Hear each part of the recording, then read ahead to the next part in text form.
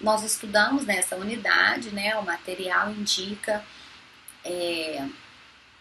o material produzido para acompanhamento da aula indica, né, toda a análise desse aspecto de defesa do consumidor. Então, nós falamos da prescrição e da decadência, né, englobando as compreensões do artigo 26 e 27 do Código de Defesa do Consumidor, né, o direito de reclamar dos vícios aparentes ou de difícil constatação caduca em 30 dias, tratando-se do fornecimento de serviço e de produto não duráveis, 90 dias, tratando-se de fornecimento do serviço e de produtos duráveis, né? Indicação de quando inicia-se a contagem desse prazo, né? Ou quando nós estamos falando de um vício oculto, né? Por óbvio, a gente starta a contagem a partir do momento que fica evidenciado o defeito, né? E algumas situações que vão obstar o decurso desse prazo de decadência, né? E também o prazo para a propositura da ação judicial, né, indicada pelo prazo constante nos artigos 26 e 27, quando a gente está falando da responsabilidade pelo fato do produto e do serviço. Então, a atenção ao prazo é fundamental para a busca e efetivação dos direitos, né, perante o judiciário. Por isso, nós estudamos os prazos de decadência e também os prazos de propositura, no que se refere à prescrição, né, para a propositura da ação no âmbito judicial. Então, temos também a defesa do consumidor em juízo, sendo operada de forma individual ou coletiva. Essas disposições constam do artigo 81 ao artigo 102. A defesa dos interesses e direitos dos consumidores e das vítimas, ela pode ser exercida em juízo de modo individual, né, ou a título coletivo. Então, nós nos referimos a situações, né, de quais são as pessoas, né, quais são os direitos, quais são os interesses tutelados em juízo diante de uma relação de consumo que atinge ou que pode atingir os consumidores ou a sociedade como um todo, né? Então, nós temos, por exemplo, uma disposição importante que está no artigo 81, parágrafo único, tratando com todo o cuidado da defesa coletiva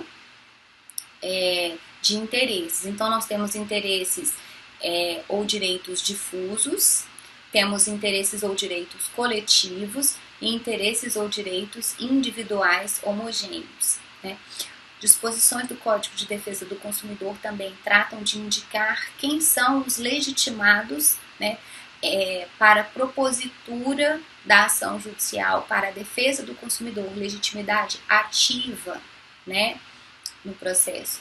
Os legitimados a agir na forma do Código de Defesa do Consumidor podem propor ação visando compelir o poder público competente a proibir em todo o território nacional a produção, divulgação, distribuição ou venda ou a determinar a alteração na composição, estrutura, fórmula ou acondicionamento de produtos, cujo uso ou consumo regular se revele nocivo ou perigoso à saúde pública e à incolumidade pública.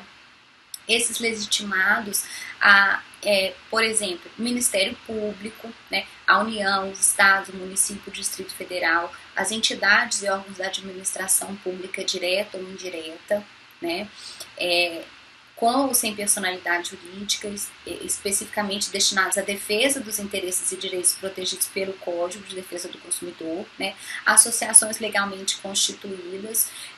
Então, essas pessoas indicadas no próprio Código de Defesa do Consumidor podem fazer a propositura das ações, né, visando a tutela de direitos e interesses previstos no Código de Defesa do Consumidor.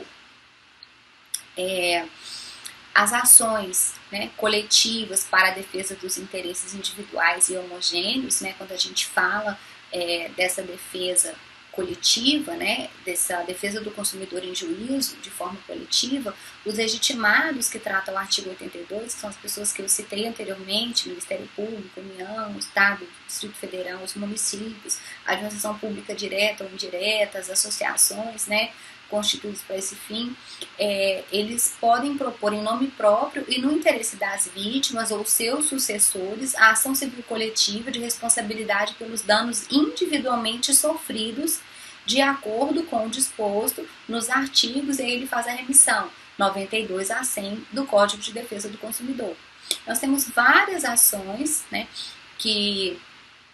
ações de diversas naturezas. Temos a ação civil pública, ação civil coletiva, ação de responsabilidade do fornecedor, ação popular, mandado de segurança coletivo. Temos vários aparatos para tutela dos interesses e defesa dos consumidores, né, de acordo com as disposições na legislação específica e nas legislações de processo e leis também separadas do Código que indicam esses instrumentos, o modo de proceder dessas defesas. Com a unidade 2, né, nós esperamos ter municiado, ter preparado vocês, né, para as reflexividades e diálogos que envolvem, né, as condutas praticadas configurantes de crimes contra as relações de consumo. E aí a gente analisou o regime jurídico dessas infrações, né? Pontualmente fica relevante identificar essas condutas de acordo, essas condutas consideradas como crimes, né, na prática do dia a dia das relações de consumo, né, e os diversos aspectos, são inúmeros aspectos da defesa do consumidor em juízo. Então, nós encerramos a unidade 2 por aqui e eu peço um pouco mais da atenção de vocês, né, para acompanhando o último slide da aula da unidade 2, eu faço aqui uma complementação, uma observação no que se refere a esse período de calamidade pública que nós vivemos em decorrência da pandemia pela Covid-19. Tá? Então, eu faço um alerta no sentido de que existem disposições, dispositivos, medidas provisórias e leis que têm caráter excepcional e temporário, que estão com vigência atualmente por conta desse período. Algumas dessas medidas provisórias, e algumas já foram convertidas em lei, elas têm reflexos tangentes a relações de consumo. Uma delas, por exemplo, que é a Lei 14.010 de 2020, no seu artigo 8º, ela é uma lei temporária, né, de vigência enquanto dura esse período de calamidade pública, né. Ela inclusive destaca no próprio artigo 8º, né, que a vigência dessa lei específica, no que se refere a essa relação de consumo, né, até 30 de outubro de 2020, ela inclusive cita a data, né, fica suspensa a aplicação do artigo 49 do CDC na hipótese de entrega domiciliar delivery de produtos perecíveis ou de consumo imediato e de medicamentos. Então eu trouxe aqui um exemplo entre outras situações que estão com uma regulamentação muito particular e excepcional, mas com vigência nesse período, enquanto ocorre né, o estado de calamidade pública que foi decretado em virtude da pandemia Covid-19. Né. O artigo 49 no CDC, que está com a aplicação suspensa, né, até o período indicado na legislação, né, e pode depois haver também o elastecimento desse período, né. Ele falava basicamente do direito de desistência do contrato, sinalizando um prazo ali de 7 dias, né. Então, pessoal, eu indico para vocês, eu inseri um material complementar, né, com algumas medidas provisórias e leis sobre os temas tangentes ao direito do consumidor e o regime jurídico emergencial e transitório das relações jurídicas de direito privado nesse período da pandemia do coronavírus, ok? Então, esse material é um material complementar que tem vigência limitada a esse período de calamidade que nós vivenciamos. Pontualmente, foram 4 artigos. Eu juntei a Lei 14.034, que era uma medida provisória e foi recentemente convertida em lei, dispondo sobre as medidas emergenciais para a aviação civil brasileira em razão da pandemia Covid. A Lei 14.010, que é essa que eu citei, o artigo 8º, ela é de 10 de junho de 2020, tem também a vigência limitada e excepcional a esse período, né? Ela dispõe sobre o regime jurídico emergencial e transitório das relações jurídicas de direito privado no período de pandemia do coronavírus, né? Ela que traz a exceção indicada no artigo 8º, no capítulo que trata das relações do consumo, fazendo a ligação com o artigo 49 do Código de Defesa do Consumidor, que momentaneamente suspenso, né? A medida provisória 948 de 8 de abril de 2020 dispõe sobre o cancelamento de serviços, reservas e eventos de setores do turismo e cultura em razão do estado de calamidade pública reconhecido em virtude da emergência de saúde pública de importância internacional, né? Internacional, inclusive.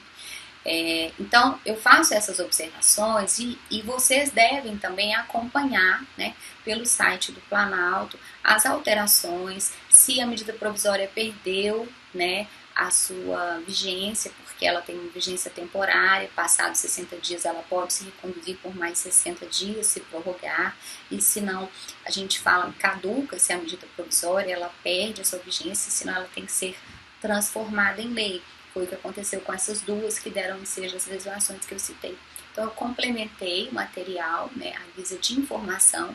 É importante fixar que nesse período a gente pode ter excepcionalidades, inclusive na interpretação de vários desdobramentos das relações jurídicas de direito privado. Eu encerro aqui a nossa aula da unidade 2, né? Deixo a mesma orientação no que se refere à resolução da atividade, né? Sempre vão compulsar, sempre vão verificar, sempre vão pegar a fonte da Lei 8.078/90 para resolver as temáticas e reflexividades propostas na atividade, citando sempre o dispositivo legal como embasamento da resposta. Espero que vocês tenham gostado das aulas da nossa unidade e até breve.